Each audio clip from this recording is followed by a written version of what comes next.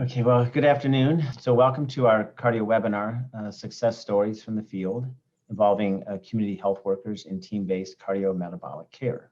So I'm Dr. Michael Konstan. I'm the overall PI of the Ohio Cardiovascular and Diabetes Health Collaborative, also known as Cardio, and I'm at Case Western Reserve University's School of Medicine. Dr. Shari Bolen is the co-PI of Cardio, and she's also from CWRU, and she'll be helping to facilitate today's webinar. So founded in 2017, Cardio's mission is to improve cardiovascular and diabetes health outcomes and to eliminate disparities in Ohio's Medicaid population. Cardio brings together Ohio's 7 medical schools to identify, produce, and disseminate evidence-based cardiovascular and diabetes best practices to primary care teams. And to learn more about the collaborative and to access our online repository of our best practices, please visit our website, cardio.org. I would like to acknowledge and thank our sponsor, the Ohio Department of Medicaid, and our administrative partner, the Ohio Colleges of Medicine Government Resource Center. And I'd also like to recognize the partnership of Ohio's 7 medical schools who contribute to make the Cardio Collaborative a success. And with that, I'm going to turn things over to Dr. Bolen. So we're going to briefly just go through some logistics. If you're joining as a group, please use the chat feature to record the names and emails of all attendees. So if you have a group, just chat in all their names and emails so that we know who's here. And I know some of you have done that already. Also, as we go through our webinar today, we'd like you to submit questions for the Q&A session at the end of the program. So just submit them at any time in that Q&A feature as opposed to the chat. You'll see a Q&A at the bottom. And then if you know which speaker you'd like to answer it, go ahead and put that in as well. And then we will have a post-webinar evaluation survey that will pop up after the webinar today to fill out, and it will also be sent by email. We will be offering CME credit as a separate evaluation. So you'll see something from Kathy Sullivan for that, which will be a separate survey if you have interest in getting CME. And we have a disclosure from one person on our planning committee that we list here as well.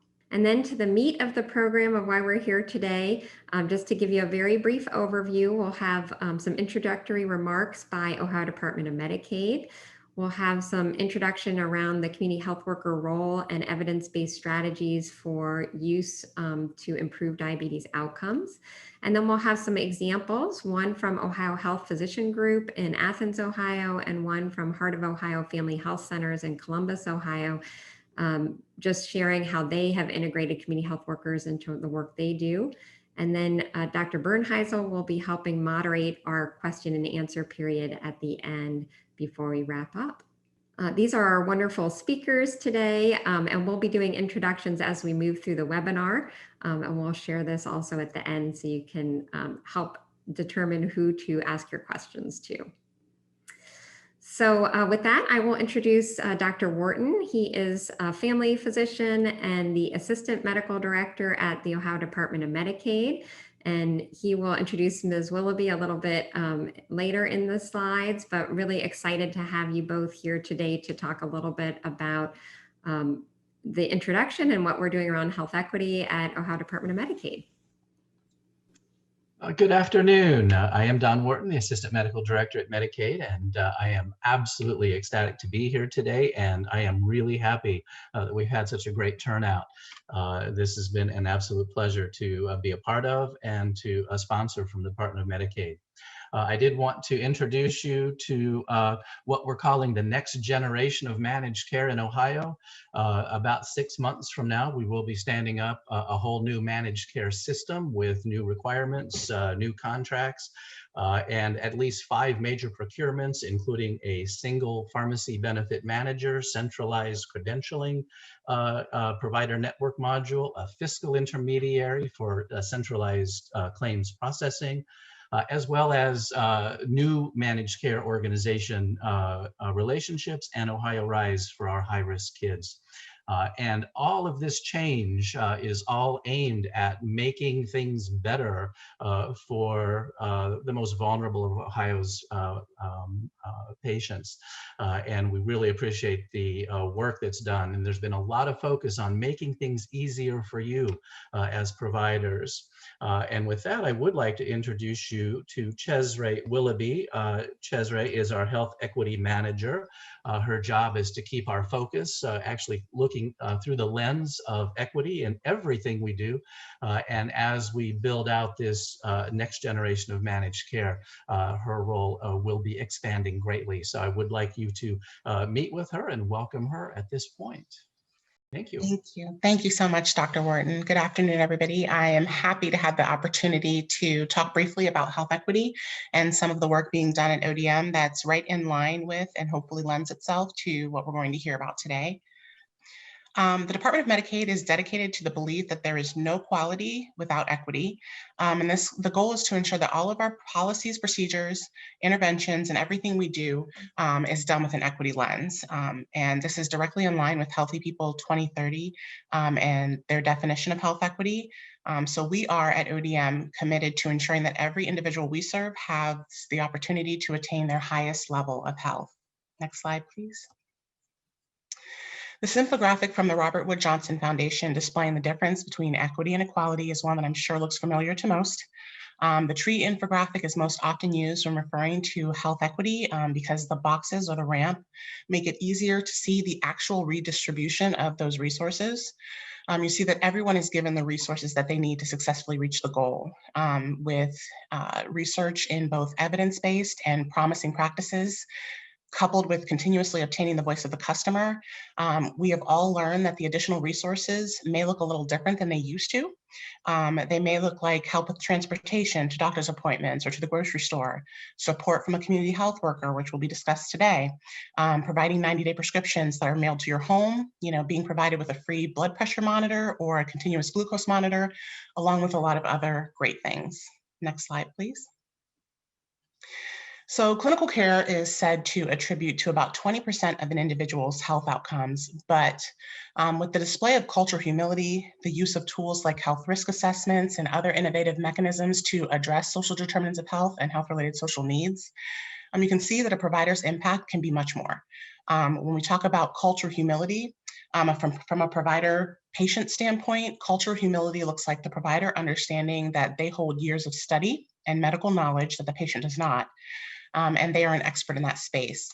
But it also includes understanding that the patient is an expert in their life, their preferences, the barriers that they may be facing, their history, and their overall lived experience.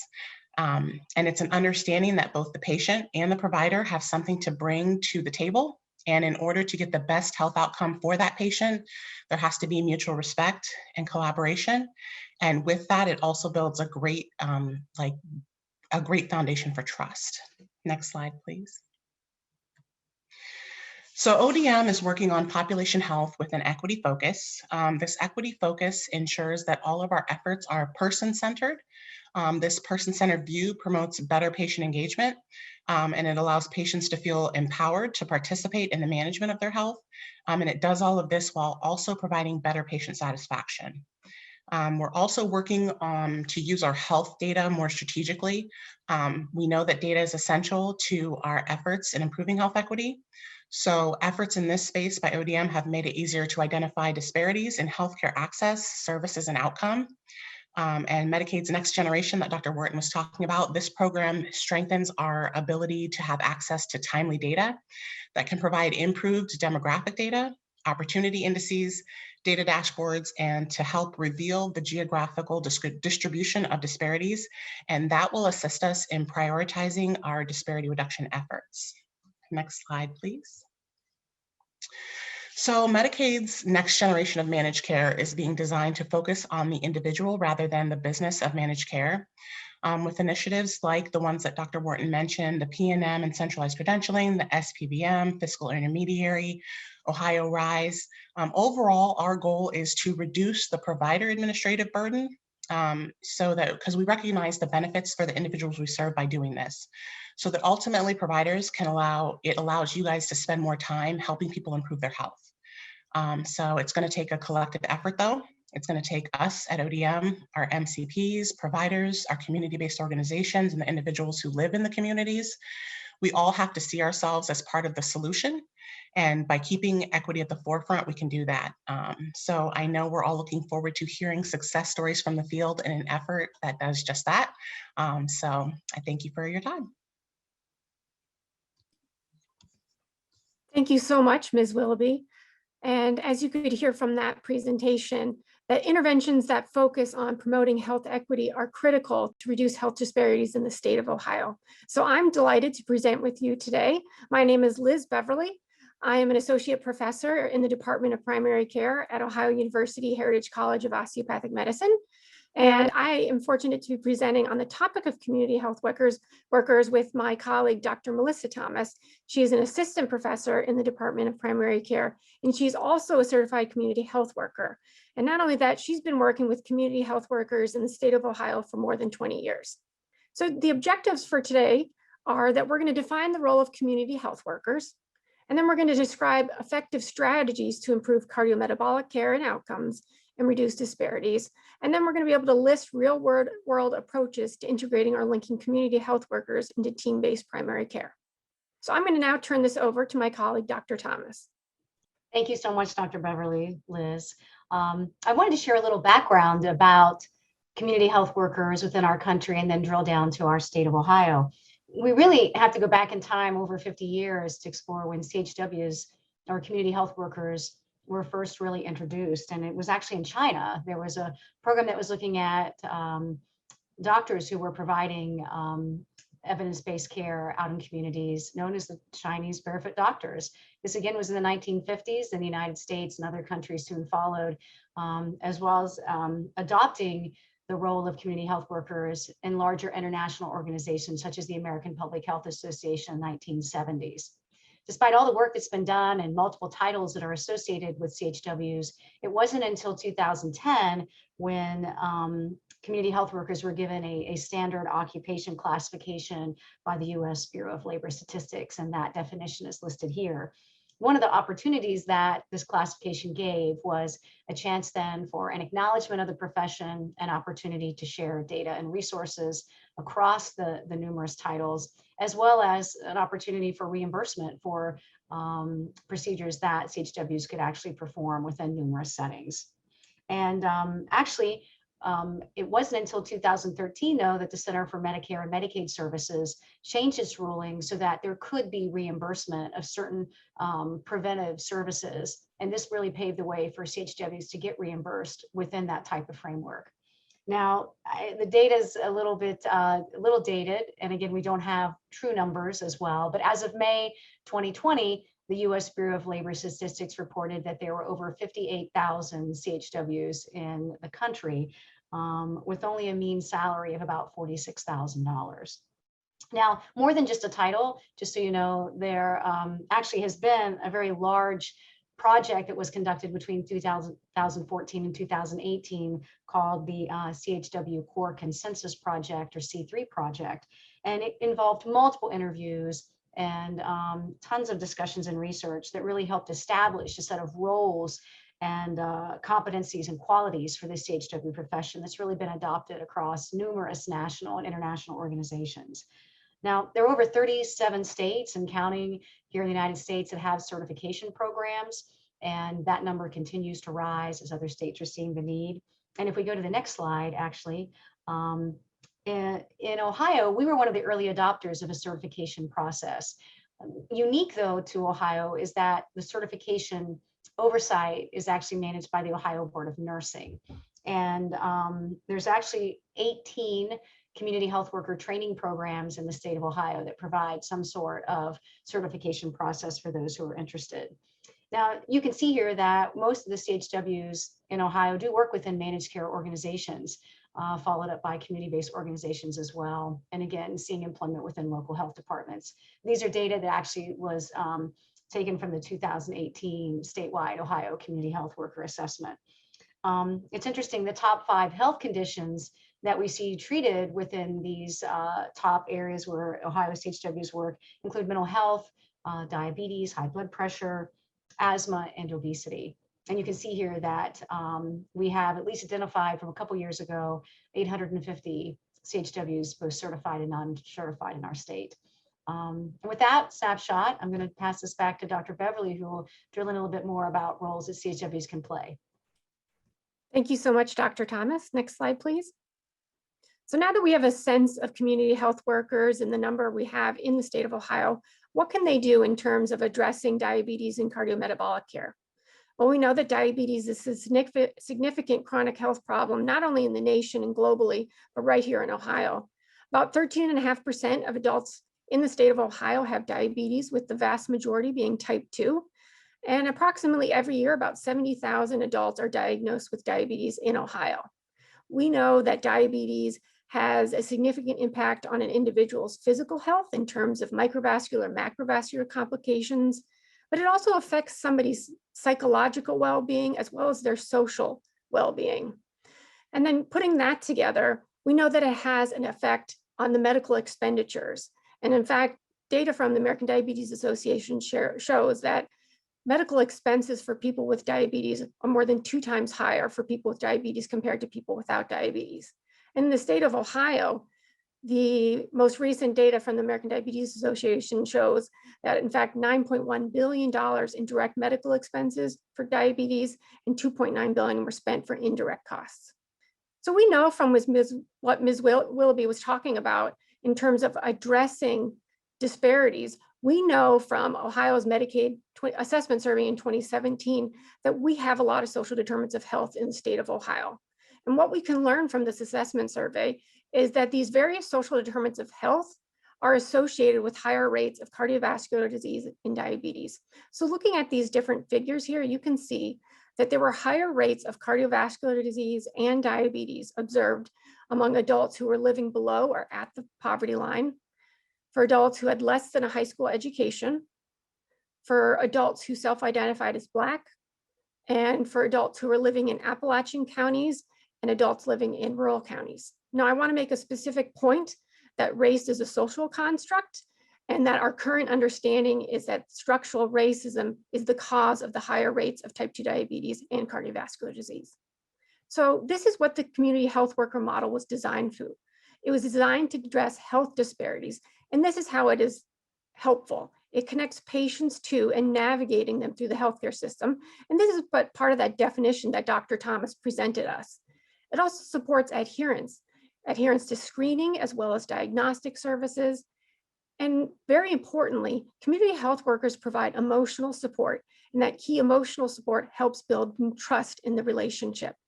And another important resource is a community health worker can provide financial and community resources. So what does the evidence tell us? A fairly recent systematic review looked at the different roles of community health workers in 54 different interventions with type 2 diabetes. And of those 54 interventions, 44 of them used community health workers for lay-led diabetes education for type 2 diabetes. Another 42 of those studies used community health workers to provide emotional support, appraisal, informational, or instrumental tangible support. And 10 of those studies used community health workers for advocacy. And that's advocacy where you're communicating with the providers in the healthcare system to support your client.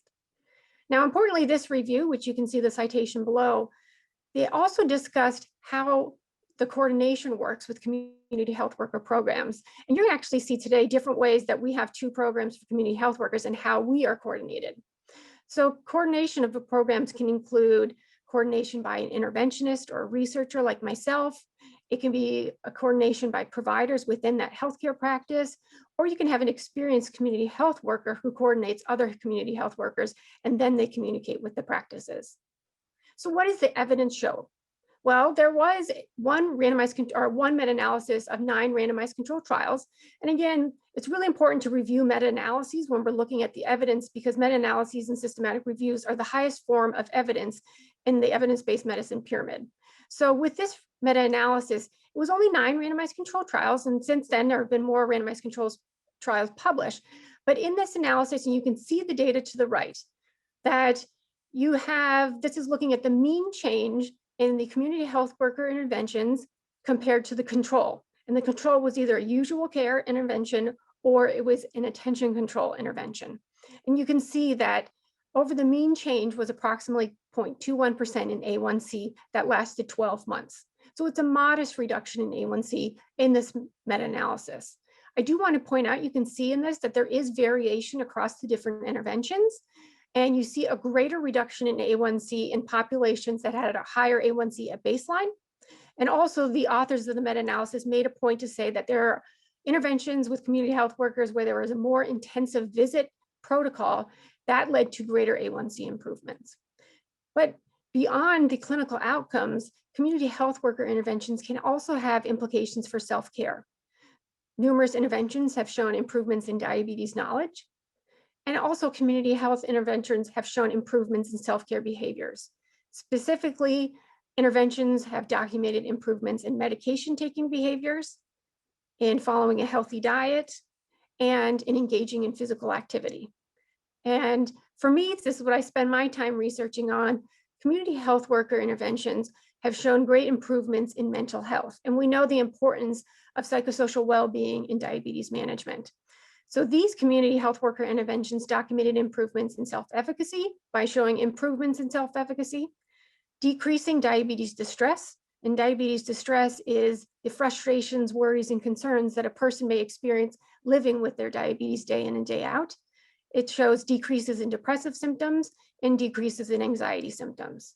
And when we think about the triple aim of healthcare, we want to improve the patient experience, that individual experience. We want to improve the population health overall, but we also want to reduce healthcare expenditures. So it's really important that we also look at the data in terms of the community health worker interventions and economic benefits. So there was a recent meta-analysis published that looked at economic benefits, and this was done on 13 randomized controlled trials with type 2 diabetes. Now, the median change of these 13 studies showed that there was a reduction, $72 per patient. Now, that seems like it's a very modest amount, but I will tell you there was quite a bit of variation across the 13 studies where you had ranges up to $1,200 saved per year compared to zero with one intervention. But what might be even more important to look at is looking at quality adjusted life years. So from this meta-analysis and systematic review, they showed that the median cost per quality adjusted life year from all of these community health worker interventions to manage type 2 diabetes was $35,837. And just for a reference point, the US values one quality adjusted life year at $50,000 to $150,000.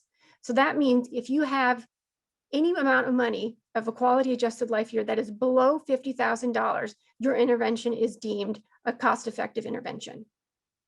So what we're going to get to now is we're going to talk about some of the different community health worker programs that we have in the state of Ohio.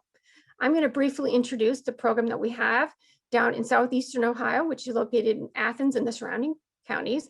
And we've been fortunate here in Athens to fund a diabetes consortium from the Health Resources and Services Administration. We actually have a patient navigation program that we focus on with children with diabetes, and that's type 1 and type 2. And then we have this fantastic community health worker program that is out of the Athens City County Health Department. So just a little bit of background on the navigation and community health worker programs. These programs provide the lay education, the support, and the advocacy that was discussed in that review of the literature. Now, how are these programs coordinated? Our patient navigator is coordinated with a researcher, and our community health worker program is coordinated by an experienced community health worker, and they coordinate the other community health workers, and then they communicate individually practices. And to give you an example of some of the work that the community health workers have been doing out of the health department, this is with a sample of 29 individuals in terms of the mean A1C before and after receiving community health worker services. The average A1C was 10.1, and after working with the community health workers, it decreased to 8.2, so for a mean improvement of nearly 2%. And this was a significant improvement. So now what we're going to do is we're actually going to hear from the provider and the community health worker, which is really exciting. So it is my pleasure to introduce my friend and my colleague, Dr. Amber Healy.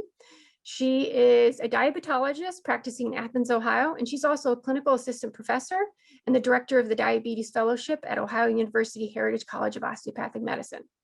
Dr. Healy. Thank you. Great introduction. Thank you, Dr. Beverly. So on the next slide. So my experience with navigators and community health workers has been for several years now. And through that time, we've figured out some glitches and best practices and come up with a nice way of doing things and a nice flow. So on the next slide, and then another thing that we've had to consider is how to integrate the community health worker into part of the healthcare team, because the healthcare system, as you guys are aware, HIPAA, you can't give community health workers or even the nurse navigators we've had access to your electronic health record. So we've had to figure out other ways to establish that communication so that way we know what's going on in these sessions that the community health worker is having with the patient, and then we can help with getting the patient what they need, whether it be through notes or phone calls and those kinds of things. Outcomes have been mostly positive. I can only think of one patient that just kind of wasn't engaged, and so they're not part of this program anymore, but everybody else I've seen benefit from. And I know that Margot's on here and she can talk about more specifics on that. But on the next slide, so as I mentioned, getting access directly to the EMR due to HIPAA was hard. So what we did for that issue is we would call in and refer a patient after getting their permission to do so. And we do the referral to the Athens County Health Department for a community health worker. And then we ask that they fax back their intake notes and any updates after they have meetings with the patient.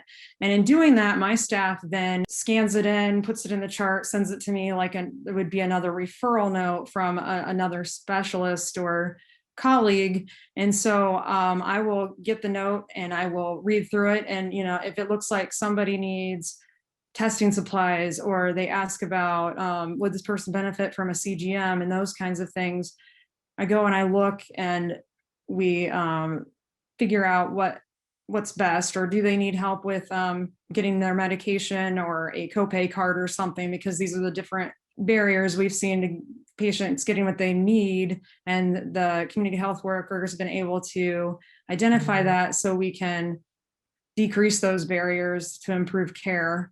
If there's a more emergent need, they can call the office, and my staff is really good about letting us know what's in messages and things, and we can follow up on those as we need to. When patients come in for their follow-ups, I ask them, how's it going with so-and-so, because I know who the healthcare worker, the community health worker they're seeing might be, and most of it's been beneficial. I've had a patient with developmental delay that she wouldn't check her sugar. Her diet was very poor, but she's trying new foods. And after sitting with a community health worker, she's comfortable checking her blood sugar now because she had that extra support outside of the office that I, as a physician, don't have time to give in the constraints of an appointment time. So far, my experience with this has been very, very positive. But for more on that, maybe Margot has some specific cases she might want to share, because we also have Margot Baker on, who's a community health worker from the Athens County Health Department. Thank you so much, Dr. Healy. So now we're going to ask Margot Baker, as Dr. Healy said, a few questions about her experiences as a community health worker through the Athens City County Health Department. Hi, Margot. Hi. So if you'd like to add to the referral process, Dr. Healy talked a little bit about it. What's the referral process like for you? So for us, most of the time, once in a while, we have a patient that will actually, or a client, we don't call them patients, we call them clients, that will call in and ask for a community health worker. That's pretty rare. If they do that, we ask them who their physician is, and when, and then the process goes as kind of the same way.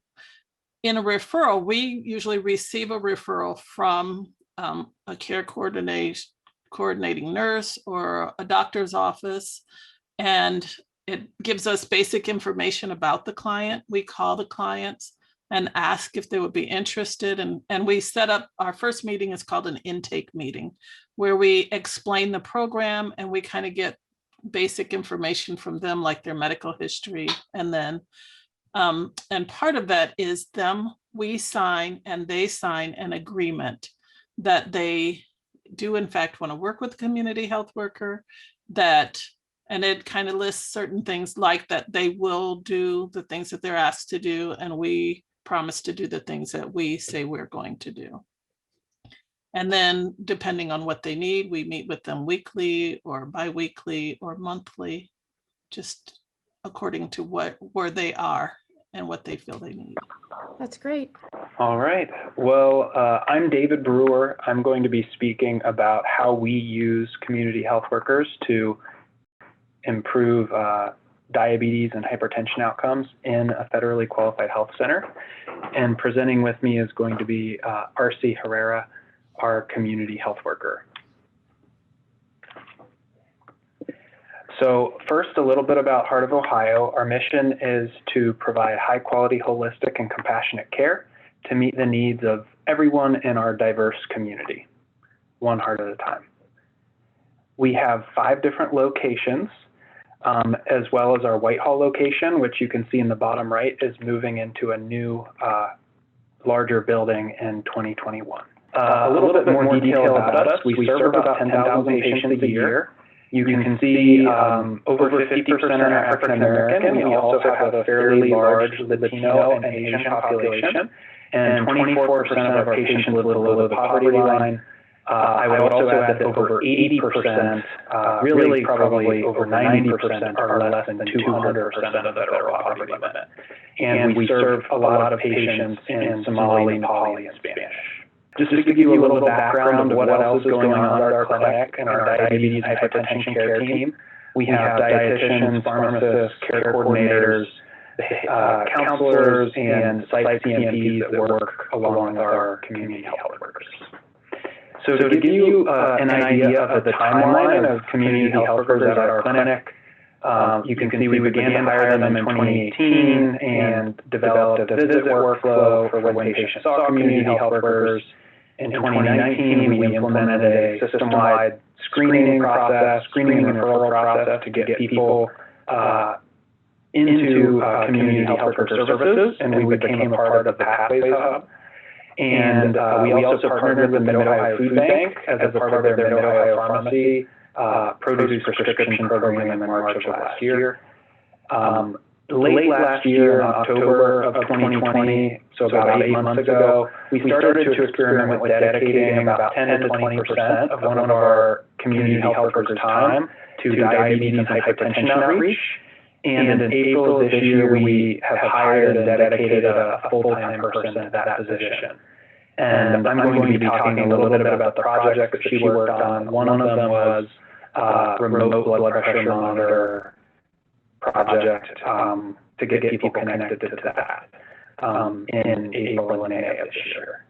And you can see over 1,500 enrollees are in our Mid-Ohio Pharmacy produce prescription program. And to give you an idea, about 78% of our patients did get one screening last year. So we're getting most of our people screened. During the visit, the community health workers will review the screening that was completed. They'll assess the complexity of the patient needs. More complex patients will be enrolled in the Pathways Hub model, which is a lot more intensive case management. And then patients with a limited need, we have a less intensive case management that we do where we don't follow that patient for quite as long.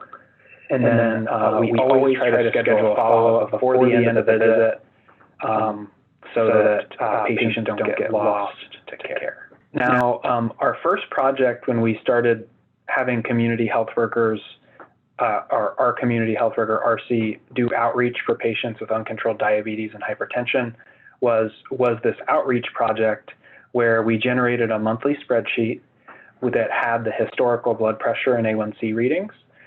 That it had a list of the care team members who have seen that patient in the past 6 months. And then it had a list of what upcoming appointments that patient had, and then any recent missed appointments. The community health worker would then take that information, review the chart, and we targeted people that had recent missed appointments or did not have an upcoming PCP appointment. So she would call the patient and try to get them back into care. Only 10 to 20% of her time was dedicated to this, and we were able to reach out to 256 patients with an A1C over 8. 50 of those patients we were able to reschedule. 127 we were able to at least leave a voicemail or send a text message to the patient saying to call us back. Or we talked to somebody, but they couldn't schedule right at that time. And you can see for blood pressures greater than 140 over 90, we did the same thing, outreach. Some got rescheduled and some we were able to leave voicemails for or send a text. And RC, I'm wondering if you could share a little bit more about down here where we say various other outcomes, some of the other things that you ran into when making these phone calls, like having to connect people to insurance. Yeah, so it was definitely a challenge to be able to like check everyone's insurance. But we were able to check the insurance for every patient, making sure if the insurance will cover a blood pressure monitor. And that was a little bit of a challenge there. But overall, patients were very happy that we're there helping them call the insurance and check and helping them get a blood pressure monitor. Also, one of the things is that most patients wouldn't answer the phone. So we came up with the idea of them calling me directly to my extension, and that made it easier for patients too, to just get a direct contact with me so I can help them specifically on their blood pressure monitor. One other thing you ran into as well, I think, was people that were no longer getting care with us, given our population being, a lot of them speaking other languages. They did have other home countries that they may have gone back to for a couple of months or, reasons why they dropped off. So it was interesting to see all the different reasons why people weren't following up. Some of the other things that we learned during this process, we were able to identify providers who weren't following up frequently enough with our uncontrolled diabetes and hypertension patients. We have an office policy for A1Cs over 9 or blood pressures over 140 over 90 that somebody on our care team needs to be meeting with that patient once a month. And we were able to identify and talk to providers who weren't following that policy. We were able to identify some process issues that led to patients being lost to care, such as providers who weren't always ordering a follow-up to be scheduled before the patient left the office. Or if they were doing a telehealth visit, a lot of times we noticed that we weren't as good about scheduling follow-ups at those telehealth visits. So we were able to learn that and plan to address those. And then we identified providers that weren't referring patients to beneficial ancillary services like the dietitian or behavioral health, and we're able to connect those patients. We realized that even though our patients receive automated text messages when they no-show, asking them to call back to get rescheduled, that clearly isn't enough, that having a person on the phone that they can talk to definitely works better. And then, we were pulling this report every month and started to think, well, by the time we get that phone call to them, it's already been a month that they haven't been connected to their doctor, they haven't gotten their meds. So can we do it quicker, sooner after the visit to get them reconnected? And I think generally the patients were very thankful about the outreach that we gave them. RC, any other lessons learned from that outreach project? What I've learned working with uncontrolled patients with diabetes and hypertension is that somehow they don't see it such as a problem, but when we are providing more education, we're reaching out, we're letting them know it's so important to follow up with their provider. It's so important for them to come in, understand their numbers. That's making a huge change on them, because some of them, I have heard like the funniest things. They're like, oh, I just went up that day because I was nervous, I was rushing, I was mad. And they're not really believing that their numbers are high because there's actually, a health issue. So now that we're able to reach out to them, they are understanding more their numbers and their health, and they're engaging more and being able to follow up with their appointments. we had those lists of patients every month. Now we're able to get a list of those uncontrolled patients who miss visits every day. They're emailed to our community health worker. So we're able to get them in quicker.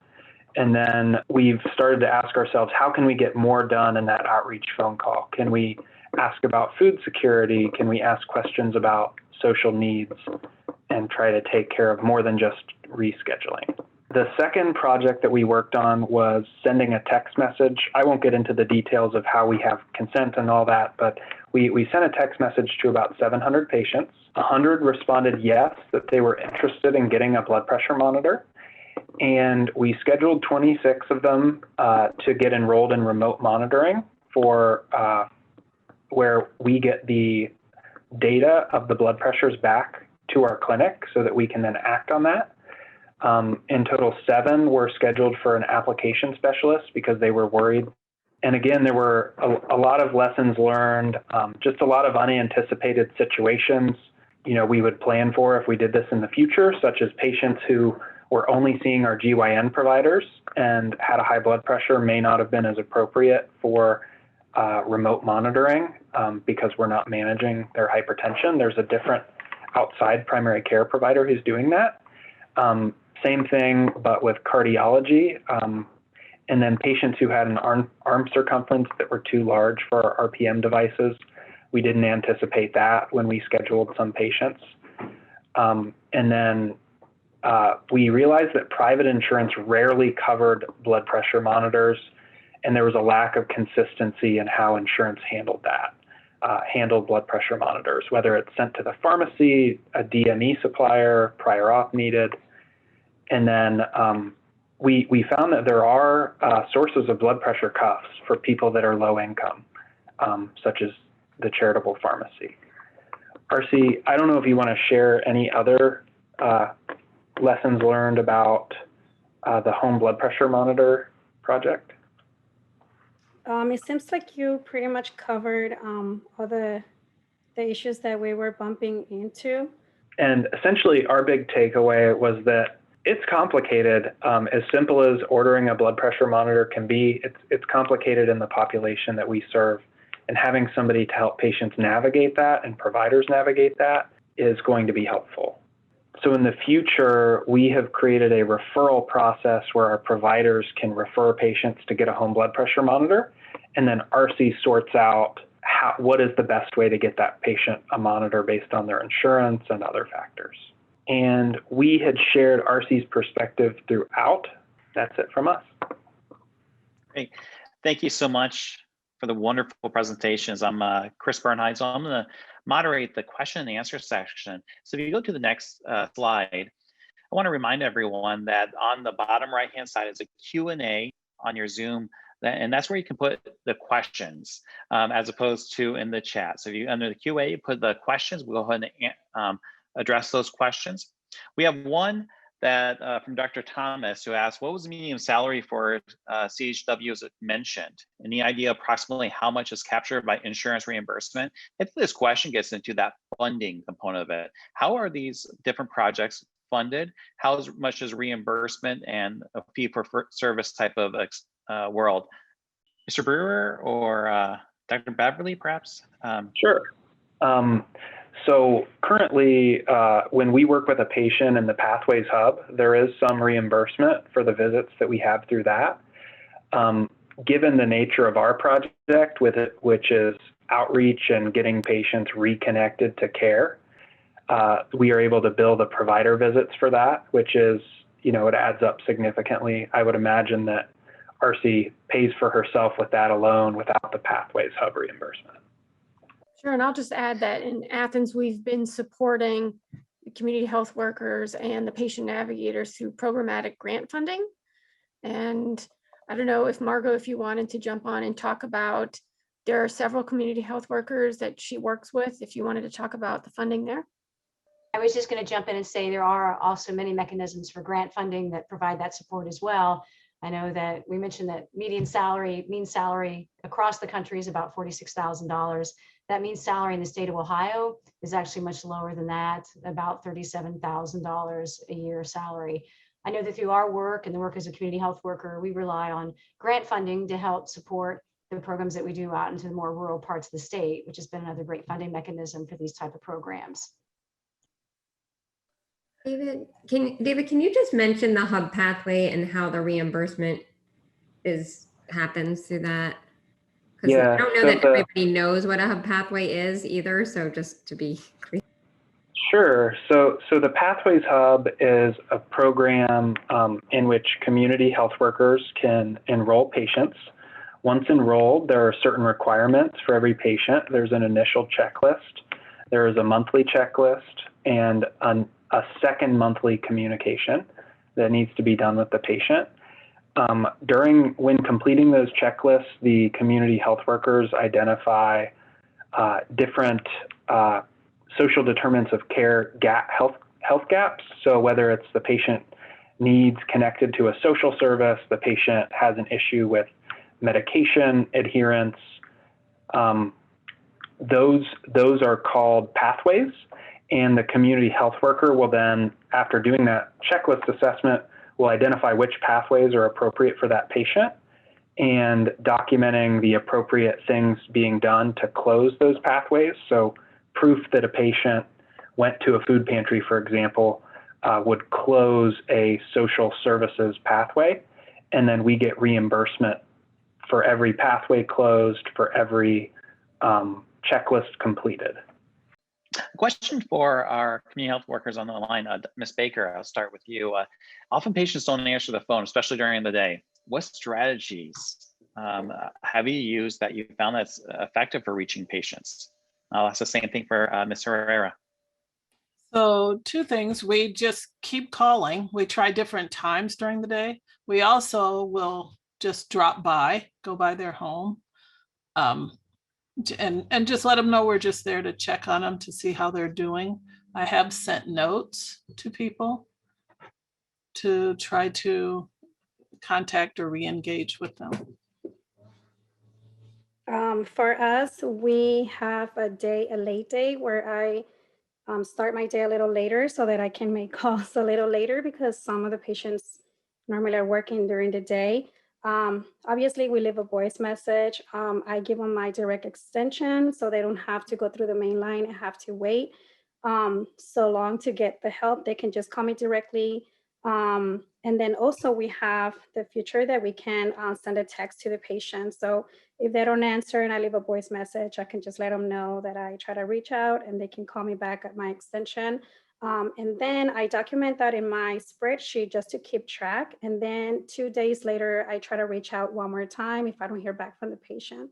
And then I also send a message I put like a little notification on their chart. So in case they do actually call back and they don't use my extension, the call center, whoever answers their call, they can see that, I was the one that tried to call them and they redirect the patient to me. Thank you so much. Another question on here, just curious about the certification process that's through the State Board of Nursing. First of all, what is the training requirements for the community health workers, and then the certification process? What are the pros and cons for having a certification process? As I understand, 37 states have it, which means that there's a portion that do not. Dr. Thomas, would you be able to answer that? Sure. I know that the requirements in the state of Ohio for the certification process is, and again, we have 18 programs within the state that offer that training, whether it's through a university setting or other programmatic setting as well throughout the entire state. But usually those programs consist of at least 100 hours of instruction that also then is followed with 130 hours in the field or on site. And that also has to be supervised. There's usually a required site visit done by that institution that's offering the training that provides that certification. The Ohio Board of Nursing has made it very convenient to start that certification process. There's only usually, I think, a $35 fee with, again, the standard checks that's required to become certified. And then that renewal process takes place usually every 2 to 3 years. There is a requirement for continuing education efforts. So one must have a certain number of hours in order to keep up that certification, within our state. Now, Ohio does not require one to be certified or quote accredited, but many organizations do really prefer to have a certified CHW because of the training that's provided. And again, unlike other states, with Ohio having the Ohio Board of Nursing as that overarching body, I mean, a lot of the training within our state really does center on offering some type of support to the clinical care system. And I think that's really seen as a valuable asset to healthcare providers, primary care settings, and other programs that are specifically trying to address social determinants of health, especially in our populations most in need in the state. I would add to that too, that the Pathways Hub requires a CHW certification within a year of entering in order to get reimbursed. I would imagine future reimbursement models will be tied to certification. And then we have a question. I'm going to make a two-part question, which is, it sounds like Heart of Ohio, you have solved two problems I heard during this. One was HIPAA. It sounded like your CHWs were accessing the chart. And then number two, there's a question in here of how did you actually do this through the text messaging, also to stay adherent to the privacy laws? We, for the text messaging, we have all of our patients sign a consent that allows us to send text messages. Generally, when we do text patients, we leave out patient information. We just simply put, you know, hi, I'm trying to reach you. This is my name. Please call me back at this number. So minimizing patient information shared in that way. So it's similar to an appointment reminder, where the patient just gets reminded, hey, you have an appointment at this time on this date, to minimize the information shared. Great. Thank you so much, Dr. Berneisel, for moderating that. And I want to thank all the speakers and panelists for presenting today and joining with us and sharing your work.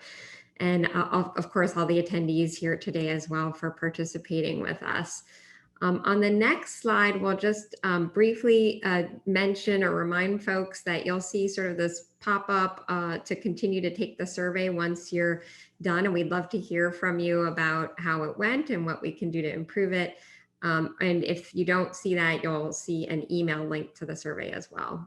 And I also wanted to let people know we are finishing up recruitment to our next teleecho clinic that starts in the fall.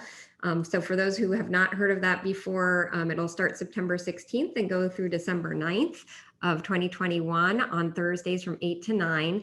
And this is a place where primary care team members can join and share cases of patients with your peers, as well as experts, to get feedback on caring for patients with diabetes and a whole host of cardiovascular risk questions. So it doesn't have to just be on blood sugar management.